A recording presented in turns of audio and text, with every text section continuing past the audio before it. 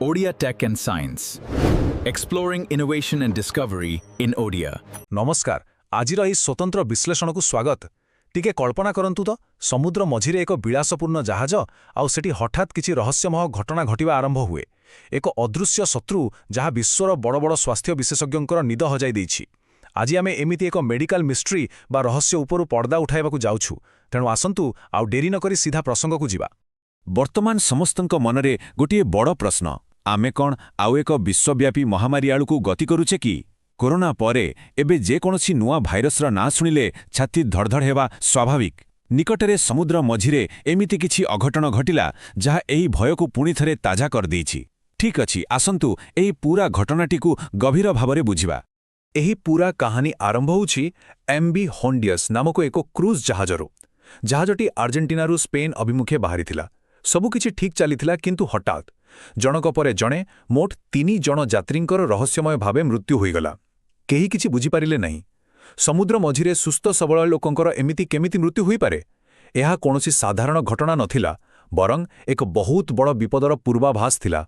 तेबे आजिरो एही आलोचनारे आमे एही क्रूज जहाजर रहस्यकू खोलिबा। एहा परे देखिबा एही हांटा भाइरस प्रकृतरे कौन, एहा केमिति व्यापे, किपरि एहा निजर सीमा पार कला, एहार लक्षण सबु कौन, एवं शेषरे जानिबा जे एहा सतरे एक नुआ महामारी आनिबो कि। तेणु आसंतु आरंभ करिबा आमर प्रथम अध्यायरू क्रूज जहाजर सेई रहस्य। एही घटना पछारे थिबा मुख्य खलनायककू धरिबा पई आमकू गोटिए छोट मेडिकल शब्द बुझिबाकू पड़िबो। ताहा हेउची जूनोटिक रोग। एकदम सरल भाषारे कहिले जेउ रोग पशुंक देहरु मनिषकू आसे। जेतेबेले विश्व स्वास्थ्य संगठन एही मृत्युगुड़िकर तदंत कला, गोटिए चमकाई देवा भली तथ्य सामनाकू आसिला। जना पड़िला जे एही मृत्यु हांटा भाइरसर एक खास स्ट्रेन आंडीज कारणरू होईछि। आउ एही आंडीज शब्दटी ही वैज्ञानिक मानकर चिंता बढ़ाई देथिला।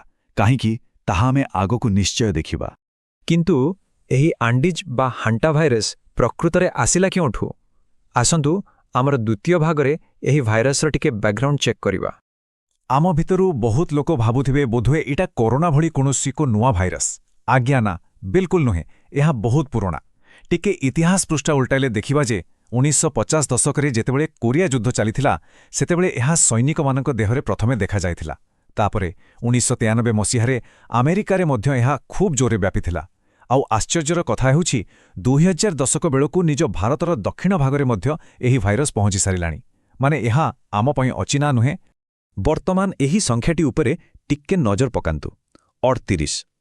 एही हांटा भाइरस कौनसी गोटिए सिंगल भाइरस नुहे। यह हेउछि गोटिए पूरा परिवार।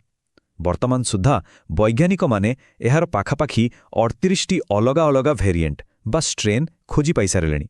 आउ एही विविधता जोगु ही एहा सह लढ़िबा एते कष्टकर होई पड़े। ठीक अछि, एबे आसीबा तृतीय प्रसंगकू। एही भाइरस आखिर मनुष्य शरीर भितरकू पसे केमिति?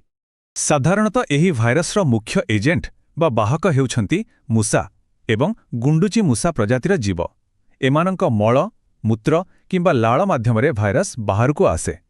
एठारे गोटे बड़ साइंटिफिक कथा हैला, एही भाइरसर निजस्व कोनोसी सेल बा कोष न थाए। तेणु निजर वंश बढ़ाइबाकू हेले एहाकू बाध्य होई कोनोसी मनिष बा पशुर शरीर दरकार होइथाए। ताहा बिना से बंची पारिबो नाही।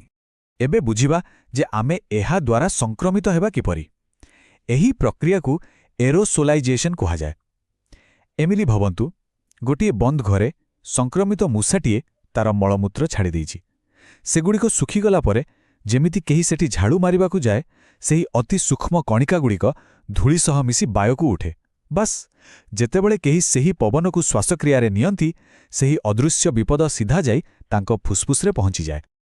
एजाए तो सबुकिछि नॉर्मल लागुछि ना, किंतु एबे आसीबा चतुर्थ अध्यायकू, जोंठी प्रकृत ट्विस्ट अछि। भाइरस किपरि तार समस्त सीमा पार करिदेला। एई जागाटे ही सबुठारु गुरुत्वपूर्ण। देखंतु, साधारणतः हांटा भाइरस केवल पशुरु मनिषकू आसे। गोटिए मनिष देहरु आउ जणे मनिष देहकू जाइपारे नाही। विज्ञान भाषारे एहाकू बायोलॉजिकल डेड एंड कहंती। माने भाइरसर खेल सेइठी खतम। किंतु आमे जो आंडीज स्ट्रेन इशरे कहूथिले ना, से एही नियमकू भांगी देइछि। कोरोना बेले ओमिक्रॉन आउ डेल्टा भेरिएंट जेमिति निज रूप बदलाई देथिले, एही आंडीज स्ट्रेन मध्य सेमिति म्यूटेशन करी मनिषरु मनिषकू व्यापिबार सुपर पावर हासिल करि नेइछि। ଆଉ ଏହି ବିପଦଟା ହିଁ ସେହି କ୍ରୁଜ୍ ଜାହାଜରେ ସାମ୍ନାକୁ ଆସିଲା। ବାପ୍ରେ, ଏହା ତ ଏକ ଚିନ୍ତାର ବିଷୟ। ଏବେ ଆସନ୍ତୁ ଆମର ପଞ୍ଚମ ଅଧ୍ୟାୟରେ ଦେଖିବା ଯେ ଯଦି କେହି ଏଥିରେ ସଂକ୍ରମିତ ହୁଏ ତେବେ ତାର ଲକ୍ଷଣ ସବୁ କଣ ରହିବ ଏବଂ ପୂରା ଦୁନିଆ ଉପରେ ଏହାର ପ୍ରଭାବ କେତେ ପଡ଼ୁଛି। ଆରମ୍ଭରୁ ଏହା ବିଲକୁଲ ଏକ ସାଧାରଣ ଫ୍ଲୁ ଭଳି ଲାଗିବ। ଜ୍ୱର ହେବ, ଦେହ ହାତ ବିନ୍ଧିବ, କିନ୍ତୁ ପରେ ଏହା ଭୟାନକ ରୂପ ନିଏ। ମୁଖ୍ୟତଃ ଦୁଇଟି ବଡ଼ ରୋଗ ଦେଖାଦିଏ। ଗୋଟିଏ ହେଲା ହାଣ୍ଟା ଭାଇରସ୍ ପାଲମୋନାରୀ ସିଣ୍ଡ୍ରୋମ୍। ଏଥିରେ କ'ଣ ହୁଏ ନା, ରୋଗୀର ଫୁସ୍ଫୁସ୍ରେ ପାଣି ଭରିଯାଏ ଆଉ ନିଶ୍ୱାସ ନେବା ପୁରା ମୁସ୍କିଲ ହୋଇପଡ଼େ। ଦ୍ୱିତୀୟଟି ଆହୁରି ସାଂଘାତିକ। ଏଥିରେ ରୋଗୀର କିଡନୀ ଏବଂ ଶିରାପ୍ରଶିରା ଡ୍ୟାମେଜ୍ ହେବାକୁ ଲାଗେ। ଏହା ଏତେ କନଫ୍ୟୁଜିଂ ଯେ ବେଳେବେଳେ ଖୁଦ୍ ଡାକ୍ତରମାନେ ମଧ୍ୟ ପ୍ରଥମରୁ ଏହାକୁ ଧରିପାରନ୍ତି ନାହିଁ। ଏହି ଗୋଟିଏ ନମ୍ବର ଦେଖିଦିଅନ୍ତୁ, ସବୁକିଛି ପରିଷ୍କାର ହୋଇଯିବ। 15%ରୁ 50%। ଏହା ହେଉଛି ଏହି ଭାଇରସର ମୃତ୍ୟୁହାର। ଆମେରିକା ମହାଦେଶରେ ଏହାର ରୂପ ଏତେ ଭୟଙ୍କର ଯେ ସଂକ୍ରମିତ ଲୋକଙ୍କ ମଧ୍ୟରୁ ପ୍ରାୟ 50% ଲୋକଙ୍କର ଜୀବନ ଚାଲିଯାଏ। ଅବଶ୍ୟ ଏସିଆ ବା ୟୁରୋପରେ ଏହା ପାଖାପାଖି 15% ରହୁଛି।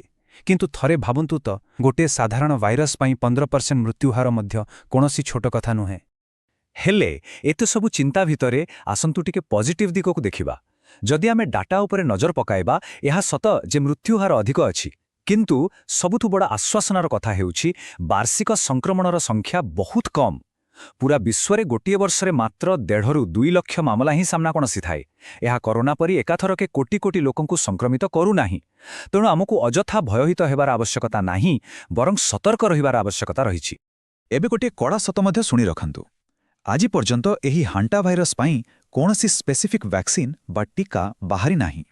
ଏପରିକି ଏହାକୁ ଭଲ କରିବା ପାଇଁ କୌଣସି ସ୍ୱତନ୍ତ୍ର ଔଷଧ ବି ନାହିଁ।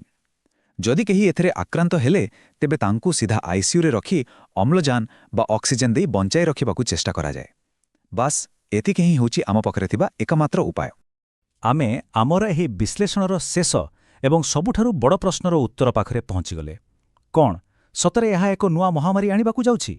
ତେଣୁ ସବୁଠାରୁ ଜରୁରୀ ପଏଣ୍ଟ ହେଉଛି ଆତଙ୍କିତ ନ ହୋଇ ବାସ୍ତବତାକୁ ବୁଝନ୍ତୁ। ହଁ, ଆଣ୍ଡି ଷ୍ଟ୍ରେନ୍ ମଣିଷରୁ ମଣିଷକୁ ଡେଉଁଛି ସତ, କିନ୍ତୁ ଏହା ସେମିତି ଚଟାପଟ କରୋନା ପରି ବ୍ୟାପେ ନାହିଁ। ଗୋଟିଏ ବ୍ୟକ୍ତିଠାରୁ ଅନ୍ୟ ବ୍ୟକ୍ତିକୁ ଡେଇଁବା ପାଇଁ ସେମାନଙ୍କ ମଧ୍ୟରେ ବହୁତ ଦିନ ଧରି ଏକଦମ କ୍ଲୋଜ୍ କଣ୍ଟାକ୍ଟ ବା ଘନିଷ୍ଠ ସମ୍ପର୍କ ରହିବା ନିହାତି ଦରକାର। ଠିକ୍ ସେ କ୍ରୁଜ୍ ଜାହାଜ ପରି, ଯେଉଁଠି ଲୋକେ ଗୋଟିଏ ବନ୍ଦ ଜାଗାରେ ବହୁତ ଦିନ ଧରି ଏକାଠି ଥିଲେ। ତେଣୁ ଏବେ ପାଇଁ ଏହା ଏକ ଗ୍ଲୋବାଲ ପ୍ୟାଣ୍ଡେମିକ୍ ବା ବିଶ୍ୱବ୍ୟାପୀ ମହାମାରୀରେ ପରିଣତ ହେବାର ଚାନ୍ସ ବହୁତ କମ୍ ଅଛି। ଆଜିର ଏହି ରୋମାଞ୍ଚକର ଆଲୋଚନା ପରେ ଏବେ ପାଳି ହେଉଛି ଗୋଟିଏ ଛୋଟ ମେଣ୍ଟାଲ ଏକ୍ସରସାଇଜ୍ର। ଆମେ ଏବେ ଜୁନୋଟିକ୍ ରୋଗ ବିଷୟରେ ଜାଣିଲେ ତ? ତେବେ କୁହନ୍ତୁ ଦେଖି, ଏହି 4ଟି ଭିତରୁ କେଉଁଟି ଏକ ଜୁନୋଟିକ୍ ରୋଗ ନୁହେଁ? ହାଣ୍ଟା ଭାଇରସ୍, ନିପା, ବାର୍ଡ ଫ୍ଲୁ ନା ଟାଇଫଏଡ୍? ଟିକେ ମୁଣ୍ଡ ଖଟାନ୍ତୁ ଆଉ ନିଜର ଉତ୍ତର ଖୋଜନ୍ତୁ। ଆଜିର ଏହି ବିଶ୍ଳେଷଣରେ ବାସ୍ ଏତିକି। ଆମେ ପୁଣି ଭେଟିବା ଏମିତି ଆଉର ଏକ ନୂଆ ବିଷୟବସ୍ତୁ ସହିତ। ସେ ପର୍ଯ୍ୟନ୍ତ ନିଜର ଖ୍ୟାଲ ରଖନ୍ତୁ ଏବଂ ନୂଆ କିଛି ଶିଖିବାର ଯାତ୍ରାକୁ ଜାରି ରଖନ୍ତୁ। ନମସ୍କାର।